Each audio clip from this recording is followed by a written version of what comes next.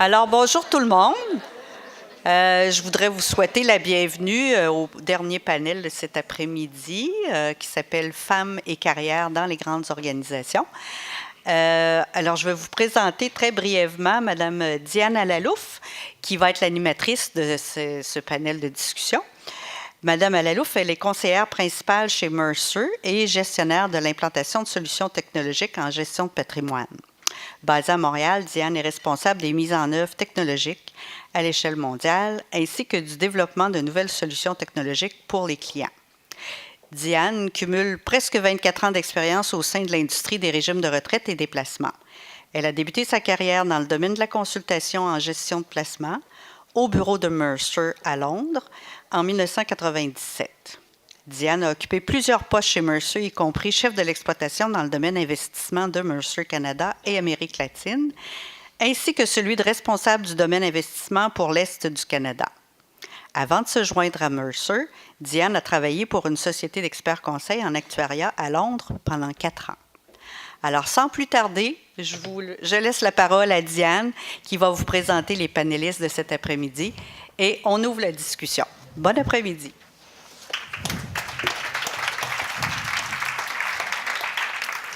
Bonjour tout le monde, je suis très heureuse d'être ici avec vous et avec des panélistes impressionnantes.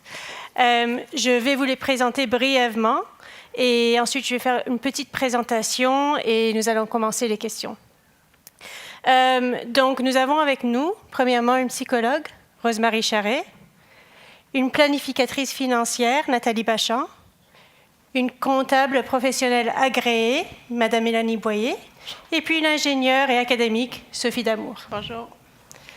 Nous avons donc un groupe de femmes très diversifiées, dont la plupart se sont épanouies dans des environnements typiquement masculins. Et je suis certaine que, comme moi, vous avez hâte d'entendre leurs opinions et leurs points de vue sur les questions qui touchent les femmes et leur carrière. Mesdames, merci d'être ici. Donc, les questions touchant les femmes se font davantage entendre et sont de plus en plus mises en évidence. Nous entendons parler de ça tous les jours dans les médias, les conférences, il y a des cours à l'université, des nouvelles recherches, etc. Il y a eu de l'action ainsi que des mots. Notre propre Premier ministre, on en parle tout le temps, a exigé une représentation égale de femmes et d'hommes dans son cabinet. Bien que le paysage en matière de rapports et de règlements diffère d'un pays à l'autre, la tendance générale va dans le sens de renforcement de la législation et nous nous attendons à ce que les règlements continuent d'être mis au point et renforcés. Les domaines visés sont souvent les postes de direction, les quotas des postes de direction, les mandats pour améliorer les écarts de rémunération, etc. Mais encore, à l'échelle mondiale, les femmes ont toujours un incroyable retard de 118 ans pour combler le fossé entre les sexes, c'est-à-dire en termes d'occasion d'emploi, d'éducation, de santé et de poids politique, selon le rapport 2015 Global Gender Gap du Forum économique mondial récemment publié. C'est avec ceci en tête que Mercer a lancé, il y a un peu plus d'un an, When Women Thrive, quand les femmes s'épanouissent. Cette recherche est issue d'un groupe interne, Mercer au féminin, en collaboration avec le Forum économique mondial et avec différents employeurs avec lesquels nous avons eu la chance de collaborer. Le sondage sur lequel la recherche est basée représente 647 répondants de 583 organismes dans 42 pays. Il couvre 3,2 millions d'employés, dont 1,3 million sont des femmes.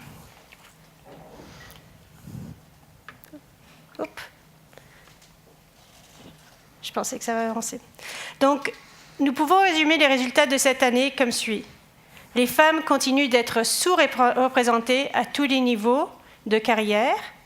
Les taux d'embauche, de promotion et de rétention ne suffiront pas à créer l'égalité entre les sexes d'ici 2025. Et les organisations ne parviennent pas à construire des réservoirs de talents féminins pour le futur. Nous constatons qu'il y a davantage d'accent mis sur l'embauche et la promotion des femmes dans les cadres supérieurs, mais ces embauches sont plutôt ponctuelles et non soutenues par des pratiques systématiques. En bref, les femmes ne restent pas. Donc, étant donné où nous en sommes aujourd'hui, vous voyez ça en bleu foncé, le pourcentage des femmes au niveau des cadres, nous avons pensé que nous devrions faire un pas de plus afin de projeter ce qu'est la représentation des femmes en milieu de travail, ce qu'elle sera, au cours des 10 prochaines années. Le scénario de référence en vert représente ce qui se passerait si nous faisons rien et si les modèles historiques de comment nous avons embauché, promu et retenu les femmes étaient maintenus au fil des temps. Vous voyez que les taux augmentent, mais ils ne sont pas encore à 50%.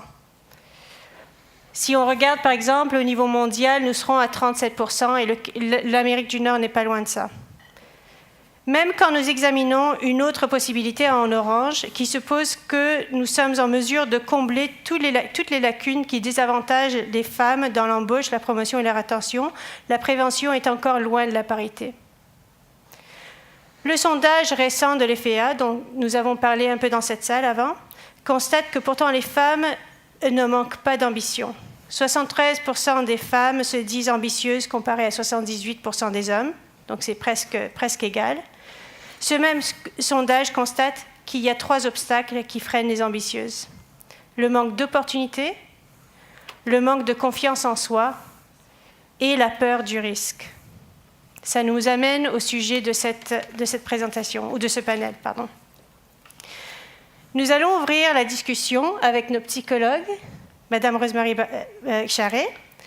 Madame Charret, est-ce que les femmes sont responsables de ça? Est-ce que c'est leur propre manque de confiance?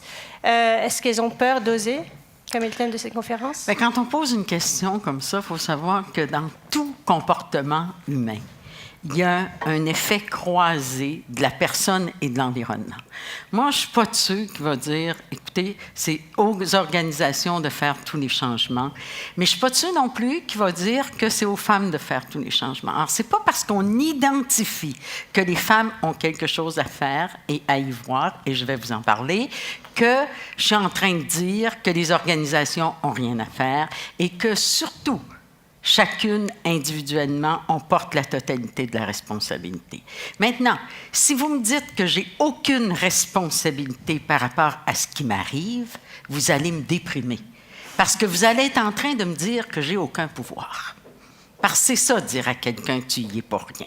C'est dire tu n'y peux rien. Or, moi, je suis de celles qui croient que ce qu'on doit inculquer aux femmes et aux garçons, parce qu'au Québec, on a aussi un problème avec ça, mais puisqu'ici, on est ici pour parler des femmes, c'est le fait que le pouvoir, c'est bon. Que le pouvoir, on peut l'utiliser pour faire quelque chose de bon. Et qu'on en a besoin si on veut faire quelque chose de sa vie. Ce que les études montrent en psychologie, la dernière revue que j'ai pu voir, c'est que ce qui différencie le plus les hommes et les femmes, c'est le désir de pouvoir. Donc, ce n'est pas qu'on ne veut pas... Quand on dit on a autant d'ambition... Moi, la statistique sur l'ambition, franchement, je vais vous dire, d'abord, entre 73 et 78, on va s'entendre, là, c'est probablement pas significatif comme différence, ça, c'est une chose. Mais l'autre chose qui m'inquiète, c'est le 27 % qui a dit qu'il n'y avait pas d'ambition. C'est le 22 %. Vous, si quelqu'un vous demande, vous avez de l'ambition, vous allez dire oui. Y a-t-il quelqu'un qui va dire non, j'ai pas d'ambition? Moi, celui-là, il m'inquiète beaucoup. Je pense que le taux de dépression était élevé dans l'échantillon, je pense. Et c'était significatif. Maintenant, entre avoir de l'ambition, entre vouloir faire quelque chose et le faire, il y a là qui est tout un pas. Je vais aborder aussi... Est-ce que vous voulez que j'embarque tout de suite sur le thème de la confiance? Bon, ouais. C'est là mon 10 minutes, c'est tout de suite? En tout cas, ouais, bon, je vous laisse gérer. Je vous arrêterai si c'est parce que, vous savez, quand on dit le manque d'opportunités, okay, et là, je fais intervenir, c'est effectivement des choses dans l'environnement. Est-ce qu'il y avait des opportunités? Mais est-ce que ce qu'on appelle le manque de confiance, est-ce qu'il ne faudrait pas définir ça? Parce que moi, j'ai géré une organisation, j'ai côtoyé des femmes qui voulaient avancer, j'ai côtoyé des femmes de près et je fais encore de la clinique. Les femmes qui sont compétentes savent qu'elles sont compétentes. Le problème, il n'est pas là. Le problème, c'est qu'il en va de reconnaître notre compétence comme, et là, je vais vous sortir une vieille image qui va parler de mon âge, comme des invitations dans les discothèques puis dans les salles de danse. On s'attend encore, comme femme, que ce soit l'autre qui vienne nous dire « t'es bonne ». Or, c'est pas la même chose que pas se sentir bonne, ça. C'est se sentir bonne, mais pas encore s'être donné le droit de le dire. Et pas juste parce que on pense que ça va être mal reçu par l'autre, mais aussi parce que s'il faut que je dise que je suis bonne, ensuite il faut que je livre. Et là, la peur du risque apparaît. Parce que là aussi, il y aura une interaction avec l'environnement. Moi, je vais vous dire, je vais commencer par donner l'exemple. Moi, je donne des conférences et je pense que je suis une bonne conférencière. Mais je ne donne pas que des bonnes conférences. Parce que ça peut arriver qu'avec un groupe donné, dans une situation donnée, où je ne suis pas 100 %, je suis pas 100 % tout le temps. Mais la capacité de prendre le risque, c'est la capacité de se voir comme un ensemble et non pas une partie. Alors ça, en psychologie, on sait que la force de la personnalité, et c'est pour ça que c'est si agréable de vieillir, c'est que plus on vieillit, plus on est capable de se voir comme un tout. La jeune adolescente qui est magnifique, elle ne se trouve pas assez belle parce qu'elle a un bouton. La femme de 60 ans qui a une ride, elle est capable de se trouver belle parce qu'elle est capable de se voir comme un tout. Il en va de notre psychologie comme de notre physique. Et la confiance en soi, c'est pas la confiance en chacune des parties de soi. C'est la confiance dans l'ensemble qu'on forme. Ça inclut notre carrière, mais ça ne s'y limite pas. Je vous ai vu me regarder. Je peux continuer? Moi, écoutez, une chose que je trouve là, qu'il faut se le dire, ça va bien. Ça va très bien. Moi, là, si, il y a 50 ans, quelqu'un m'avait dit, un jour, là, il va y avoir des réunions comme ça, d'abord de femmes en finance et de femmes qui se réfléchissent sur la carrière, qu'un jour, il y a 18 % de femmes qui sont dans les postes de haute direction. Il y a 50 ans, les femmes n'étaient même pas vraiment sur le marché du travail. Il faut arrêter de se flageller puis dire comment ça se fait qu'on n'est pas plus ci puis qu'on n'est pas... Regardez tout le chemin qu'on a fait. C'est extraordinaire. Et ce sera exponentiel. Pourquoi? Parce que chaque femme qui prend le pouvoir, chaque femme qui réussit quelque chose est un modèle pour des centaines de femmes. Et ce dont on a le plus besoin, c'est de modèles. Parce que, et ça a été mentionné à quelques reprises aujourd'hui, et c'est mentionné, il y a une recherche qui a porté là-dessus d'ailleurs, à savoir, est-ce que les femmes qui veulent réussir adoptent le modèle plus masculin ou tout ça? Pour une femme, si je veux réussir et continuer d'être heureuse dans mon succès, il faut que je puisse le faire en étant dans mon propre modèle. Parce que passer une soirée avec la robe de quelqu'un d'autre sur le dos, tu passes une mauvaise soirée. Alors, s'il faut que tu mènes ta carrière avec un costume d'homme sur le dos, avec des comportements qui ne te sont pas naturels, bien, tu ne vas pas mener une belle carrière. Et moi, vous disiez, la majorité d'entre nous, on est d'un milieu d'hommes. Moi, on pourrait penser que je suis d'un milieu de femmes, je suis psychologue.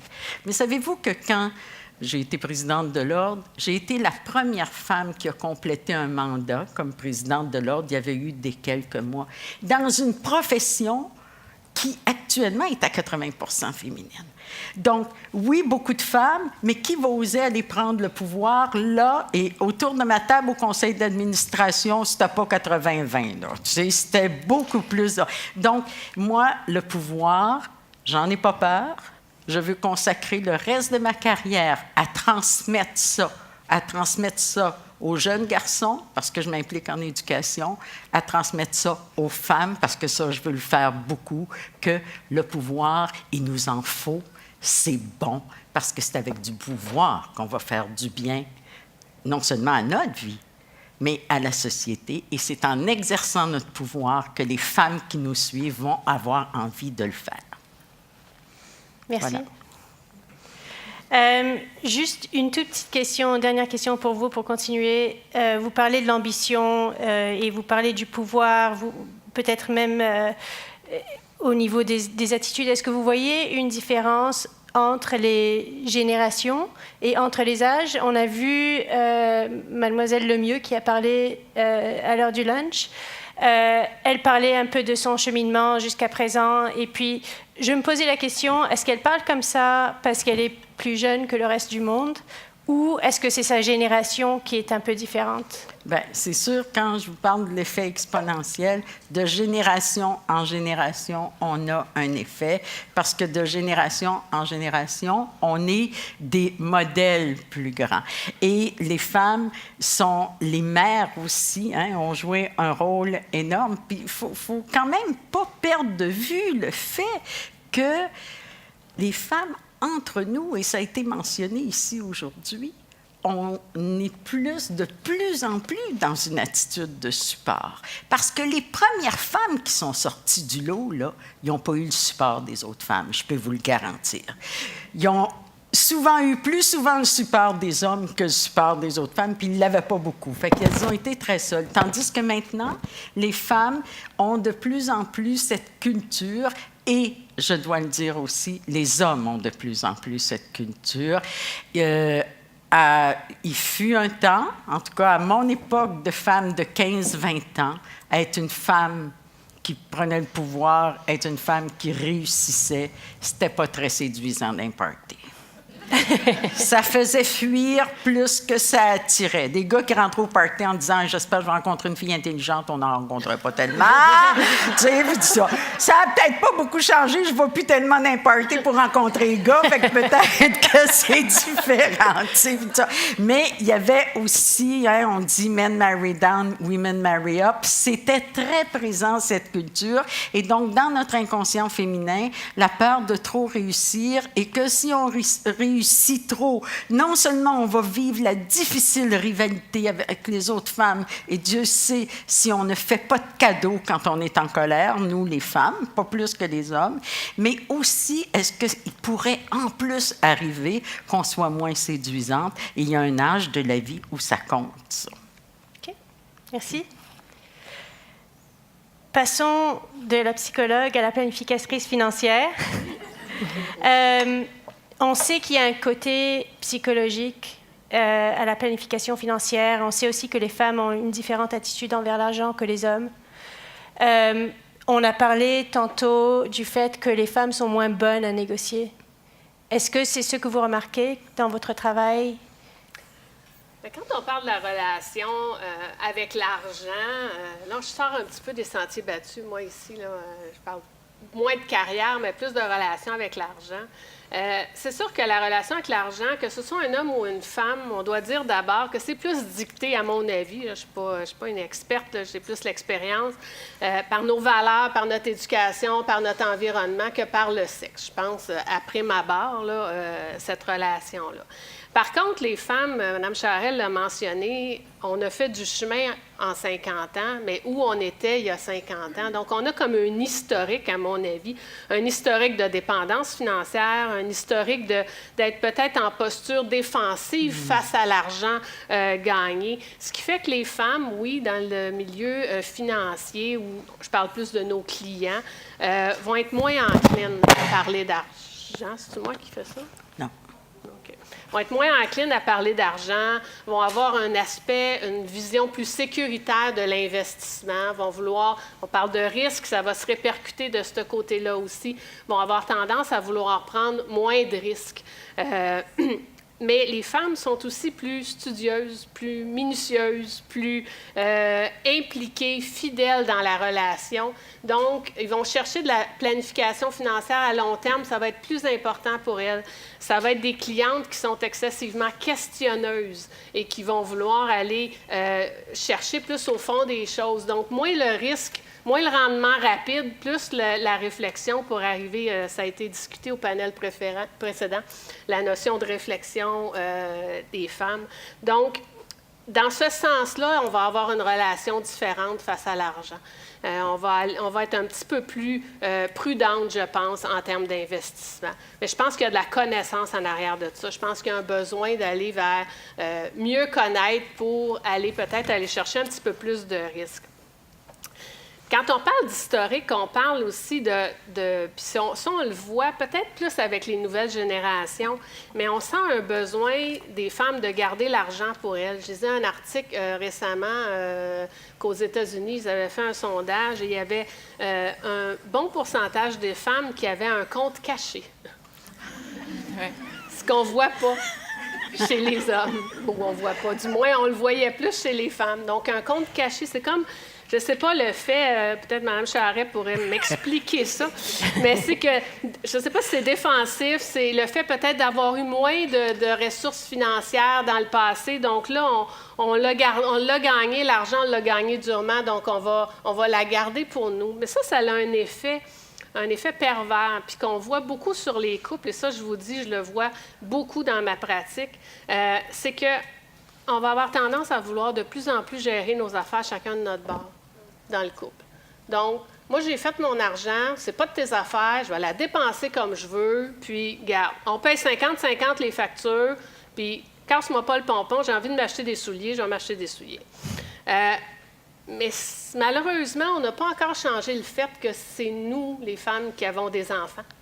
Je pense pas que ça va changer bientôt. Donc, c'est quand même, on parlait de congé de maternité, congé de paternité, oui, on l'a de plus en plus, mais c'est quand même plus la femme qui va peut-être couper, pas sur sa carrière à long terme, mais sur quelques années, pendant quelques temps. Et ça, bien, ça a un impact. Ça a un impact sur l'épargne, ça a un impact sur la retraite, ça a un impact sur nos finances personnelles. Mais je pense que nous-mêmes, on ne s'aide pas en essayant de dire... Mais non, moi, je suis égale. On est égal, on paye 50-50, chacun paye ses affaires. Donc, je suis en congé de maternité pendant 1 an, mais je continue de payer 50 % des frais. Peut-être que ce n'est pas votre réalité, mais je le vois, ça. Et ça, là, je pense qu'on est en train de confondre égalité et équité. Okay? Je pense qu'on devrait revoir cette vision-là des choses. Puis ça m'amène à la négociation. Et on le voit beaucoup des articles récemment dans les journaux où les jeunes couples, les couples ne parlent pas d'argent. Ne discutent pas cet échange-là. On dirait que les femmes ont de la misère à négocier cet aspect-là, peut-être, de leur vie. Donc, on va négocier au travail, mais on ne négociera pas dans notre couple, on ne négociera pas l'équilibre financier dans notre couple. Donc, je pense que ça se répercute de ce côté-là aussi, notre peut-être difficulté à négocier. Donc, essentiellement, c'est ce qu'on ressort là, je vous dirais, de la clientèle, de l'expérience, de ce que je vois là, au niveau de la relation avec l'argent. Là. OK. Est-ce qu'il y a des questions jusqu'à présent? Ou des commentaires? Non, donc nous allons continuer. Mélanie est associée chez RCGT et elle est responsable du Comité national des femmes de talent qui contribue à la valorisation et la promotion du rôle et des responsabilités des femmes au sein du cabinet RCGT et de la communauté d'affaires du Québec. Mélanie, pourriez-vous nous parler de ce comité et des impacts concrets que cela a suscité au sein des jeunes professionnels? Oui, ça me fait plaisir. C'est moi qui fais ce bruit-là, ça veut dire? Donc, RCGT, c'est Raymond Chabot Grant Thornton. Donc, c'est le cabinet au Québec, là, juste pour situer les gens. Là. C'est un cabinet québécois. Donc, le Comité des femmes de talent il a été créé en 2012. Je suis leader du réseau. Il y a des comités qui sont partout dans les régions parce que Raymond Chabot Grant Thornton est partout dans la province de Québec. Je m'occupe de la région de Québec. Le comité, ce que ça a permis, essentiellement, c'est de consulter les femmes pour savoir leurs besoins. On parlait de connaître leurs besoins puis leurs préoccupations, les enjeux, parce que, comme Nathalie disait, on est différents, les hommes puis les femmes, puis on a des enjeux, surtout aussi lorsqu'on a des enfants, on a la question de toute la famille et tout ça. Donc, on voulait vraiment comprendre c'était quoi leurs préoccupations. Puis le but de tout ça, c'est d'en faire écho à la haute direction puis au département des ressources humaines. En aucun point, nous autres, on veut se substituer le réseau des femmes aux ressources humaines, mais on pense qu'on était là, le comité était nécessaire pour faire des échanges, réseauter entre nous autres pour comprendre davantage. Donc, c'est de faire en sorte aussi que les politiques de la firme soient adaptées aux besoins et aux préoccupations des femmes. Puis là, vous allez dire, OK, c'est pas une question de sexisme, c'est pas une question... C'est pour comprendre la problématique. Puis le but de tout ça, le premier but des femmes de talent, c'est faire en sorte de retenir les femmes de talent au bureau chez Raymond Chabot. On s'est rendu compte, tantôt, tu parlais qu'il faut se faire un réservoir de femmes de talent. Bien, c'est ça notre préoccupation chez nous. On a plein de femmes qui rentrent chez nous. À l'heure actuelle, on est 60 % de femmes au bureau, mais ce n'est pas, ce qui représente la haute direction. Puis on veut que les femmes chez nous, il y ait du plaisir. Puis lorsque, justement, ils vont avoir leurs enfants, on ne veut pas les perdre pendant cette période-là. Donc, on veut faire en sorte qu'ils restent chez nous. Puis s'ils veulent prendre une pause temporaire, pas une pause de carrière, là, mais ils veulent réduire leurs heures de travail, tout ça, on va être là pour les écouter, parce que quand ils vont vouloir redémarrer puis continuer à progresser, s'ils le veulent, hein, parce que c'est toute une question de besoin, si vous le voulez, parce que c'est pas tout le monde qui aspire à la haute direction. Puis ça, c'est important aussi. Notre comité des femmes de talent, il est autant pour les professionnels que l'administration, parce qu'on veut que les gens soient heureux chez nous. Puis c'est pas une question de toujours monter plus haut. Aussi, on veut démystifier le succès et la réussite. Le succès et la réussite, c'est pas toujours d'aller en haut, c'est d'être bien à son poste. Puis on veut écouter chacun, d'avoir les défis dans un poste. C'est ça que ça sert aussi. Ça fait que dans notre cadre de femmes de talent, ce qu'on a fait aussi, c'est un milieu d'échange. Donc, on fait rayonner des femmes de talent au sein du bureau. L'année passée, on a fait en sorte qu'on a mis des femmes, autant de l'administration, des femmes des régions, dans les différents départements. On les a fait rayonner à chaque 3 jours pendant 2 mois. On a mis des femmes en avant-plan. C'est extraordinaire ce qu'on a vu. Puis ça a donné des femmes qui ont eu des défis dans le cadre de leur carrière, qui ont foncé. Puis plein d'exemples. Puis ça dit, moi aussi, je suis capable. Comme on disait, Mme Charret disait, il faut avoir des exemples, il faut avoir des rôles pour aller plus loin. Donc, dans le cadre de notre comité, on fait des activités de réseautage aussi. On donne des formations aux femmes. On a des témoignages de certaines personnes. Puis comme je disais, on a des portraits de femmes inspirantes. Puis dans le cadre des formations, juste pour vous donner un exemple, l'année passée, on a donné 12 commandements, comment prendre sa carrière en main.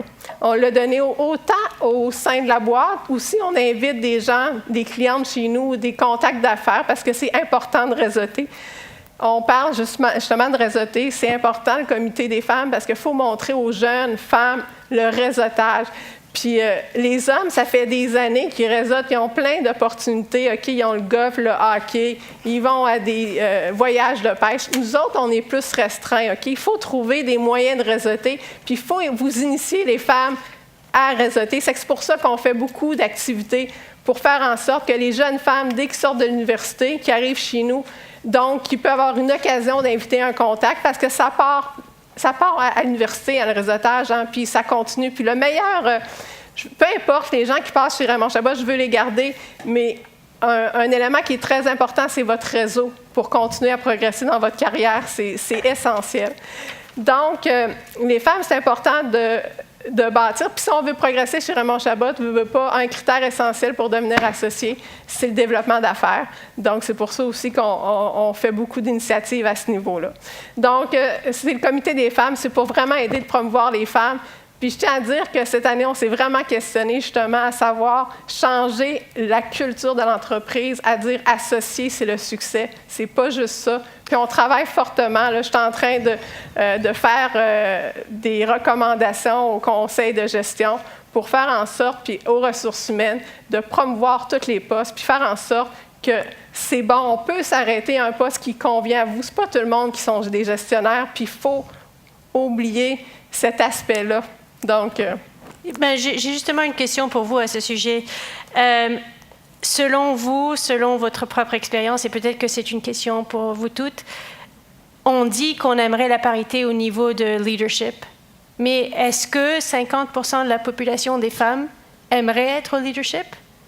Ou bien, 50% de la population, ou bien est-ce que les femmes en général aimeraient être au leadership? Ou est-ce que c'est moins que ça? OK. je ne peux pas répondre parce que là, comme on dit, ça fait des années, on a eu le droit de vote, on était des femmes au foyer, on est devenues des femmes au travail. Donc, je ne sais pas, mais comme les statistiques sortent, les gens, je pense qu'il y a beaucoup de femmes qui ont beaucoup d'ambition, pareil, puis il y a des postes pour les femmes, OK? Est-ce que dans les hautes directions, est-ce que je suis dans un cabinet comptable, c'est 50% des femmes qui vont être là demain matin? Je ne sais pas. Mais au niveau politique, je pense que c'est important parce qu'on décide des lois, il faut être bien représenté et tout ça. Donc, ça dépend, je crois, des places d'affaires. Est-ce que c'est en direction? Est-ce que c'est au niveau politique? C'est que la question, elle peut être différente, la réponse différente des lieux de travail. Puis, Right. Mais je pense qu'il n'y a pas 50% des hommes qui veulent Voilà. des postes de direction. C'est un bon point. Donc, C'est ça. je pense qu'il y a le bassin pour tendre vers la parité, puis que le leadership doit se démontrer, puis doit être capturé autant chez les femmes que chez les hommes. Bon point. Une dernière petite question, pas dernière, mais juste une autre petite question pour vous, Mélanie. Votre expérience personnelle, vous êtes amenée au leadership maintenant chez RCGT. Qu'est-ce qui vous a amené à ce point? Est-ce que c'est vos propres ressources personnelles, ce que vous avez fait dans votre carrière, ou est-ce que l'organisation avait déjà des politiques en place pour aider les femmes au succès? Moi, j'ai terminé en 1995 à l'Université Laval. En 1995, il n'y avait pas de programme comme ça qui existait à ce moment-là.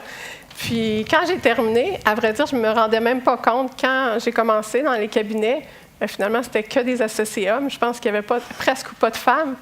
Mais je dois vous avouer, ça ne m'avait même pas effleuré l'esprit à ce moment-là. Je sortais de l'université, je rentrais dans un cabinet.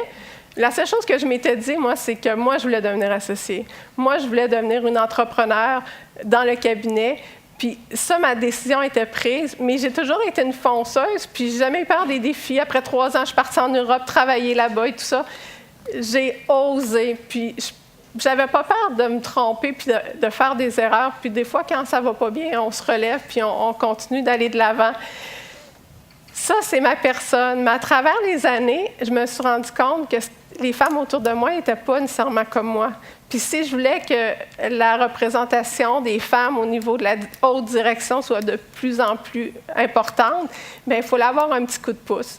Parce qu'on le dit, hein, il y a beaucoup de choses qui se sont dites extraordinaires aujourd'hui. Les femmes, ils travaillent super bien. Franchement, on a des femmes là, exceptionnelles dans des organisations, mais souvent, ils s'attendent que les promotions vont venir sur un plateau d'argent parce qu'ils pensent qu'ils ont tout fait. Mais ça ne marche pas comme ça. Il faut demander, il faut frapper aux portes, il faut dire c'est quoi next pour avoir ce poste-là. C'est quoi next aussi pour les salaires, négocier les salaires. Malheureusement, c'est ça la vie, il faut demander. Il faut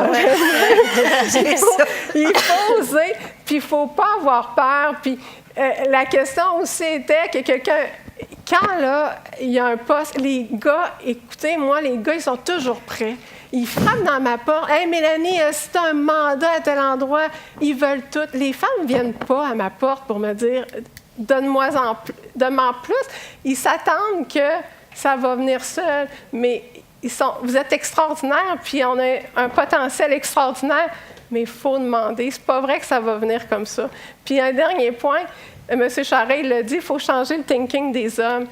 Désolé les gars, mais c'est parce que vous pensez, il y a un poste, puis vous, supposons qu'il y a une promotion, puis justement la femme va dire, je suis pas sûre d'avoir les capacités, puis tout ça. Puis les hommes vont dire, ben voyons, elle n'est pas prête. Non, c'est pas qu'elle n'est pas prête, c'est parce qu'elle doit réfléchir avant, alors que le gars, il est peut-être pas prêt, mais lui, il dit, oui, go, j'y vais. C'est qu'il faut changer les hommes, la façon, lorsque vous recrutez, de dire, faut donner, pas une seconde chance. La femme pense différemment pour un poste supérieur ou aller la chercher. Un défi. C'est qu'il faut travailler sur la culture des hommes pour les postes supérieurs, à savoir le stéréotype. C'est différent, on n'est pas pareil, mais moi, le meilleur équilibre, les plus fortes équipes avec qui je travaille, c'est les équipes mixtes. C'est ça qui fonctionne super bien, puis c'est ça que je pense. Puis c'est pour ça que je valorise beaucoup, j'aspire beaucoup. J'ai hâte qu'à côté de moi, il y ait plus de femmes à la haute direction de chez Raymond Chabot, mais on y travaille très, très fort, puis Je travaille très, très fort. Merci. Maintenant, Sophie, on passe à une carrière, un environnement ultra masculin. J'aimerais que vous nous parliez un peu de votre cheminement de carrière et si vous avez eu des difficultés à monter au poste que vous êtes et aussi dans vos études, etc., dans ce milieu typiquement masculin, ce qui est l'ingénierie et le côté académique en ingénierie. Personnellement, j'ai eu une carrière fantastique. Alors, j'ai été chanceuse. Mon pseudonyme sur Skype, c'est Lucky Sophie. Alors, ma vie, là, c'est beaucoup de chance. Mais ceci étant dit, la carrière en génie, elle est difficile. En génie, sciences, en technologie et dans le domaine des mathématiques, on appelle ce secteur-là le STEM, en français, le STEM en anglais. C'est un secteur qui, et on en a, Mme Lassonde l'a soulevé précédemment, il y a des biais importants. Et il faut changer la culture, il faut casser cette culture-là. C'est des biais qu'on retrouve autant chez les femmes que chez les hommes. Je vais vous donner un exemple. Vous avez un recrutement pour un poste de scientifique où on a des attentes importantes en mathématiques. Les études le démontrent, femmes et hommes vont avoir un biais favorable pour les candidatures masculines. Le même CV, la même personne, la même proposition, on va choisir l'homme. On a dans notre esprit une perception que les hommes sont plus forts en mathématiques que les femmes, ce qui n'est pas vrai. Et on le démontre là, à tous les concours maintenant de mathématiques, les femmes performent. Donc, ces biais-là, ils sont importants. Ils font en sorte que, malgré le fait que proportionnellement, dans le secteur de plus de femmes, on leur offre moins d'emplois en proportion, elles vont gagner encore des salaires moindres. Donc, ce sont des difficultés qui sont réversibles, mais qui peuvent éteindre quelques femmes. Dans mon cas, j'ai pas vécu ça. Je vous l'ai dit au départ, peut-être parce que j'ai pris une posture différente, c'est juste un peu comme Mélanie, c'est juste parce que je suis faite comme ça, puis j'ai un cerveau qui est fait comme ça, puis j'ai une liberté qui est telle, qui est différente. Alors, j'ai une grande aversion au risque. Quand on est scientifique, puis on n'a pas d'aversion au risque, c'est difficile. Parce que là, il faut prendre des risques, il faut proposer des idées, il faut aller sur des chemins où personne n'est jamais allé, où on n'a pas idée si on va réussir ou si on va avoir un échec. Alors, c'est l'essence même de cette carrière-là. C'est la même chose quand on est ingénieur puis on essaie d'imaginer une nouvelle technologie. Elle n'existe pas. Donc, il ne faut pas avoir peur de l'échec. Ça fait partie de ce qu'on est. En science, on ne peut pas se permettre de lancer des idées banales. La compétition est trop forte. Donc, il faut vraiment pousser notre créativité. Et ça demande très certainement qu'on ne se dise pas non à nous-mêmes. Une chose que j'ai appris très, très jeune et que j'ai décidé très, très, très jeune, c'est que je ne me dirai pas non à moi-même. Il y a assez de monde dans la vie pour me dire non. Très jeune en tant qu'enfant ou jeune adulte? Assez jeune enfant. Okay. Et ça, pour moi, c'est quelque chose que je veux partager avec les femmes. Puis quand j'attends qu'on me présente au prix ou que je ne fais pas ces gestes-là, pour moi, c'est se dire non à soi-même. Mais en même temps, ça veut dire que j'ai appris jeune à recevoir des noms. Donc, ça fait partie un peu, parce qu'on ne gagne pas à tout coup. Hein? Et je pense que dans la formation, dans la vie, dans comment je pourrais dire, l'environnement des garçons, des jeunes garçons, le sport a une place très, très importante. Puis, ça permet de développer l'assurance en soi, ça permet de jouer en équipe, ça permet d'apprendre à perdre.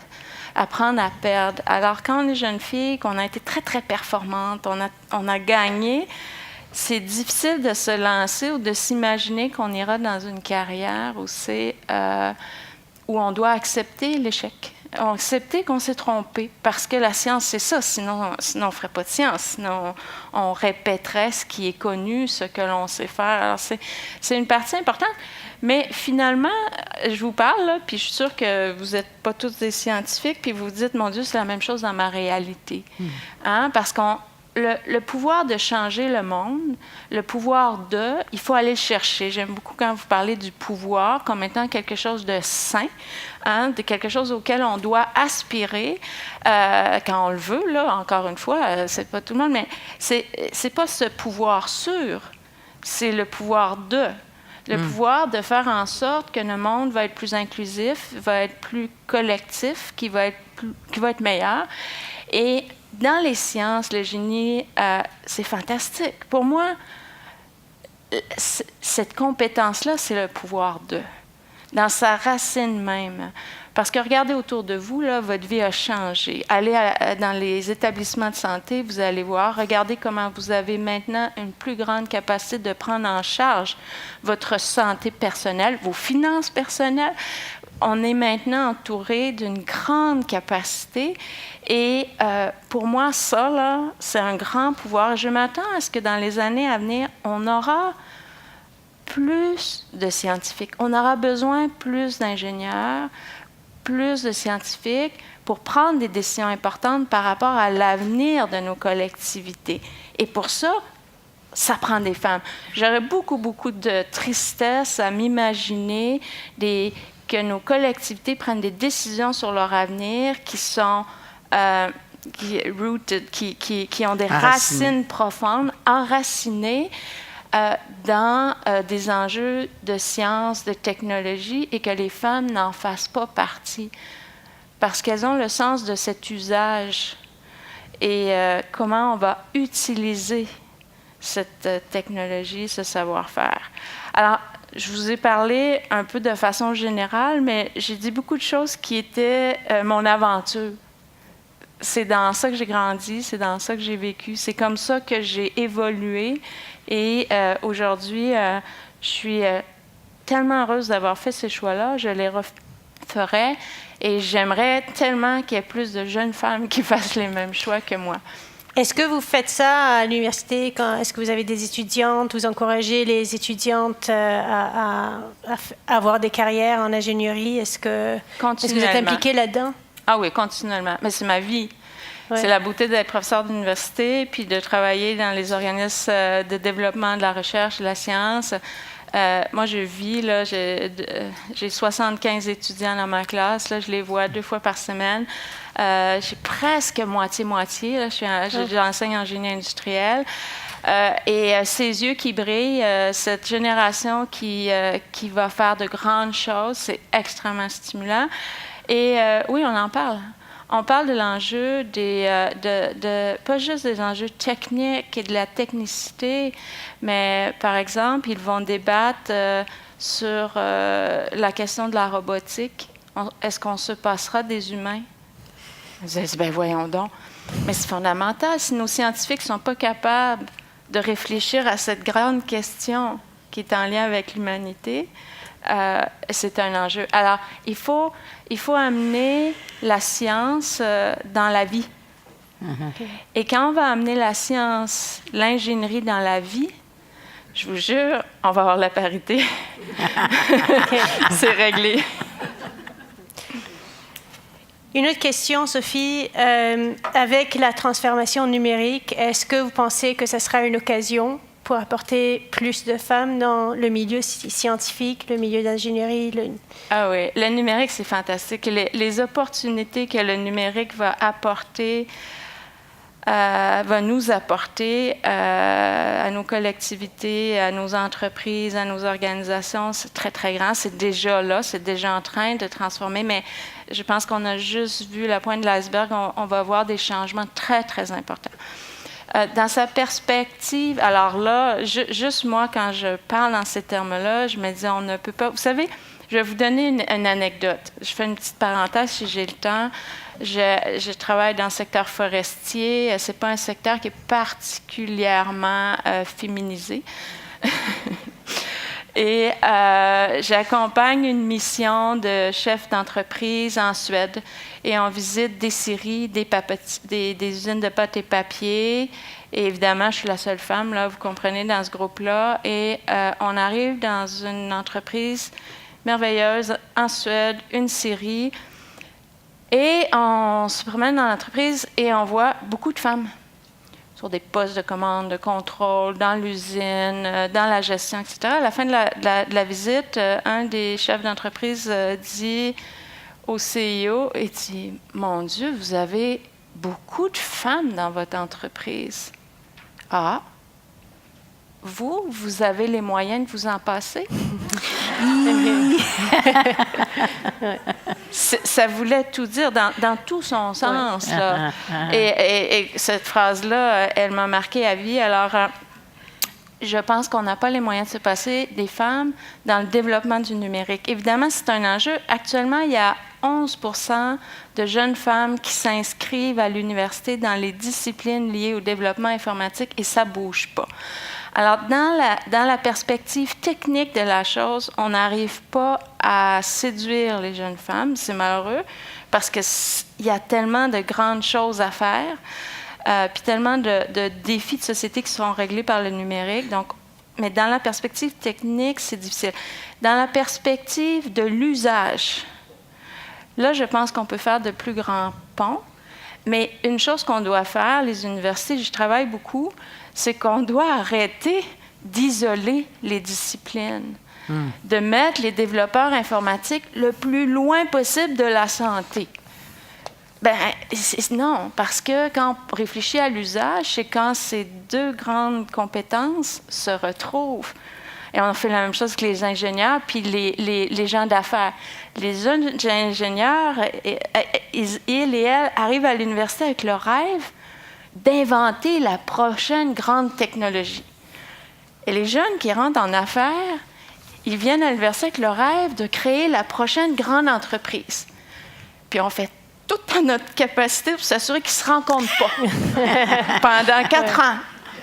Alors, je caricature, mais dans le numérique, on a de grands potentiels si on mise sur l'usage, puis on s'assure que ces jeunes qui ont l'intérêt de la technicité, technique, les mathématiques, vous êtes mathématicienne, vous savez de quoi je parle, puis vous vivez dans le domaine du numérique, avec peut-être ces femmes qui ont l'intérêt plus de l'usage. Alors, je crois que c'est important. Il va y avoir des écarts. Les femmes accusent, je dirais, un écart dans leur littératie numérique. Hein, on a souvent fait la blague, là, je suis sûre que vous l'avez entendu dans vos maisons. Hey, maman, là, tu ne sais pas comment ça marche, là, la télé, le contrôle. Mais ça change maintenant, non? Ça commence à changer. Bien, chez nous, c'est moi qui organise tout le monde, là, la vidéo, toute la patente, mais j'espère qu'il y en a d'autres comme moi. Mais cette littératie numérique est importante. Il faut la prendre très jeune puis s'assurer que l'écart ne grandira pas. L'autre avantage qu'on fait, c'est dans toute la capacité de revoir l'espace du travail, puis de permettre aux femmes de pouvoir faire le télétravail, de faire le travail collectif à distance, d'utiliser les capacités, puis de mieux conjuguer. Je dis femmes et hommes parce que je sais que mes collègues, là, ils apprécient beaucoup quand on leur dit « ça pourrait être un appel conférence ». Ils sont très heureux. Vous ne serez pas obligés de vous rendre à Ottawa, à Toronto, puis on pourra régler la chose. Alors, je pense que ça, c'est un aspect qui vient aussi chercher les femmes, mais dans une autre dimension du numérique. OK. Merci. Est-ce qu'il y a des questions jusqu'à présent? Oui? Moi, mes parents, ma famille, sont tous du domaine social. Alors, mon papa, qui est là, Alban Damour, qui est un économiste, ma maman est philosophe et ma sœur est psychologue d'intervention sociale. Elle s'occupe de programmes communautaires. Alors, je ne sais pas d'où ça vient. C'est une erreur dans le code génétique. Mais ce que j'ai eu, c'est toute petite, mes parents, particulièrement ma maman, elle a mis dans ma tête que je pouvais faire ce que je voulais. Elle me l'a tellement répété. Tu feras ce que tu veux. Tu seras première ministre, tu seras artiste, tu seras chanteuse, tu resteras à la maison, tu feras ce que tu veux. Mais étudie. Étudie pour pouvoir choisir ce que tu veux faire. Alors, je pense que ma famille m'a beaucoup, beaucoup aidée. Puis m'a aidée aussi à voir la technologie autrement, à voir les sciences autrement, non pas, je dirais, dans une vision un peu plus globale. Et ça m'a beaucoup aidée dans ma capacité de mobiliser mes collègues. Parce que je pense que quand je l'ai senti, puis je suis sûre que vous aussi dans votre travail, quand on a la capacité de mobiliser, c'est souvent parce qu'on arrive à partager un sens, notre sens, pourquoi nous on est là, qu'est-ce qui donne un sens à notre effort. Et ça donne le goût. Ça donne le goût de travailler ensemble. Et puis en sciences, il faut comprendre que les alliances sont fondamentales. Les ressources sont rares, c'est très compétitif. Bien, je dis ça. Là, j'en parle en sciences, je sais pareil dans tous les secteurs. Alors, la capacité de faire ça est importante. Donc, oui, c'est ça.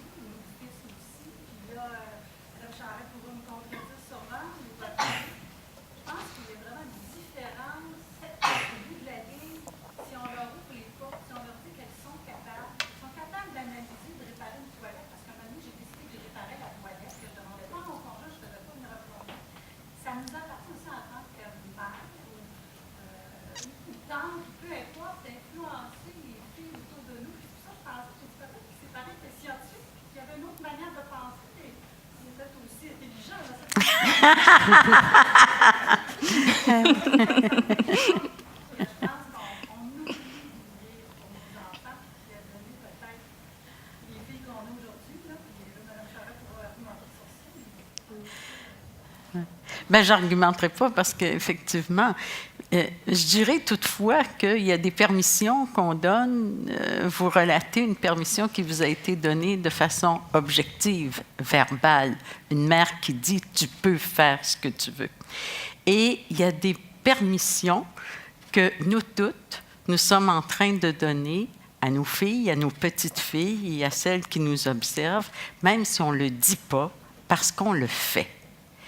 Et moi aussi, je vais raconter une anecdote.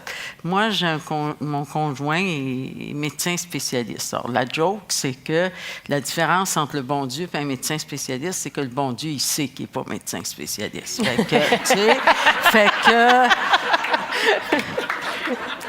dans la maison chez nous, moi, j'ai jamais eu à faire attention pour pas être trop forte, pour pas l'insécuriser. C'était assez réglé, mais ça m'insécurisait pas non plus.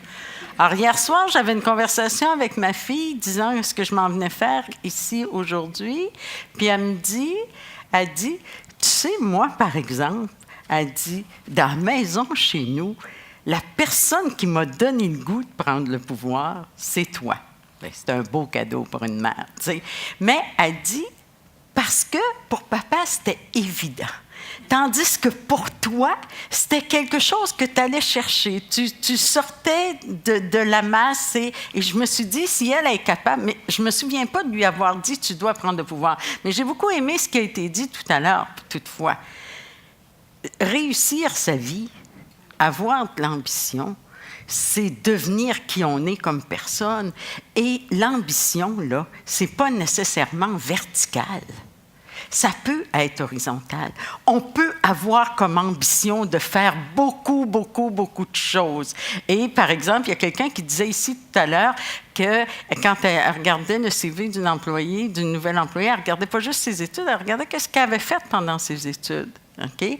Alors, quelqu'un qui est en train de faire une fille, la mienne, qui est en train de faire un doctorat en ce moment, elle peut décider qu'elle fait sa thèse, puis elle fait juste sa thèse, puis elle fait rien d'autre que sa thèse, puis elle touchera à rien d'autre, mais elle va finir plus tôt. Alors, l'ambition, ça peut être aussi de dire, je vais aller faire un stage en Europe, je vais aller faire autre chose, et je deviens une personne qui elle-même est heureuse. Parce que n'oublions pas que des modèles de femmes heureuses qui réussissent. C'est de ça dont on a besoin. Ouais.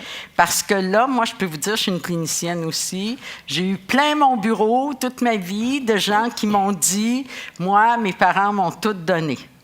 Fait que la mère qui a souffert parce qu'elle était mère, c'est pas vrai qu'elle a fait un cadeau à ses enfants. Parce que le plus beau cadeau qu'on peut faire à nos enfants, c'est de dire « Je t'ai eu, c'était une partie le fun de ma vie, mais tu n'as pas enlevé le reste de ma vie. Je ne t'ai pas donné ma vie. Et je suis demeurée une femme et je suis demeurée une femme heureuse tout en étant une mère. Ça, c'est un cadeau qu'on leur fait, je pense. » On n'a pas parlé, mais moi, je suis mère de 2 enfants. Là. J'ai une fille de 14 ans puis une fille de 11 ans. Puis pour mon équilibre, pour que je sois heureuse, ma famille, mais ma profession, puis moi, le 40 heures semaine, je n'ai jamais connu ça, mais ça allait bien avec moi. C'était pas grave de faire plein d'heures, mais je me suis organisée. J'ai des personnes à la maison pour m'aider, mais j'ai passé du temps avec mes enfants, puis je continue à en passer du temps. Mais ça, c'est ma personne. Moi, c'est mon équilibre. Chacun doit trouver son équilibre. Puis je ne suis pas nécessairement le modèle pour tout le monde, mais chacun doit trouver son propre modèle, puis travailler. Puis l'important, c'est que je me lève tous les jours et je suis heureuse. Puis moi, pour moi, c'est accompli. Puis je veux que les autres filles autour de moi ne fassent pas des sacrifices, puis se lèvent le matin, puis qu'ils soient heureuses. Plein de fois, je rencontre des gens qui ont fini en même année que moi, puis ils me disent « Ah, moi, mon chum, il avait la carrière, on a fait un choix, c'est moi qui est resté à la maison. » Je vois qu'elle ne s'est pas accomplie totalement. C'est que c'est important. Écoutez-vous, puis essayez de trouver votre équilibre à vous. Hein? Oui, tout à fait. Moi, j'aimerais rajouter à ça, pour ce qui est de la question d'équilibre, vous savez, une carrière, là, ça dure au moins 40 ans. Que des enfants ont besoin qu'on soit à la maison, ça prend bien moins de temps que ça. Puis sachez une chose, pour celles qui ont des jeunes enfants, c'est qu'on passe rapidement de indispensable à inutile.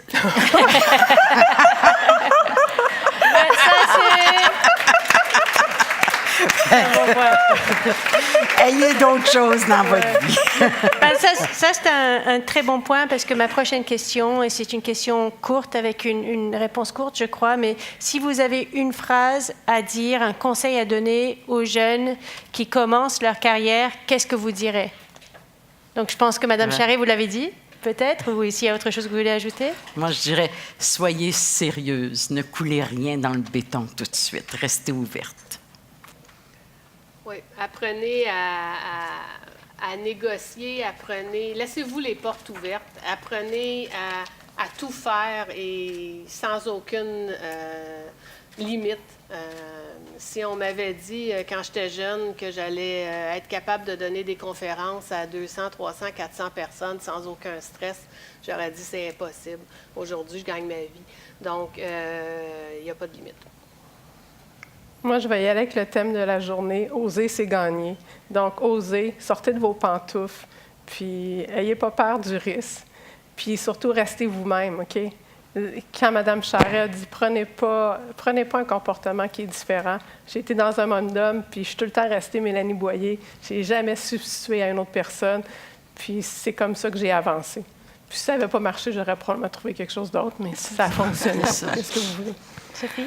Moi, je vous dirais, l'avenir, il ne suffit pas de le prédire, il faut le faire. Mm-hmm. C'est Saint-Exupéry, je crois, qui a dit ça. Alors. Très bon, merci. OK, pas d'autres questions?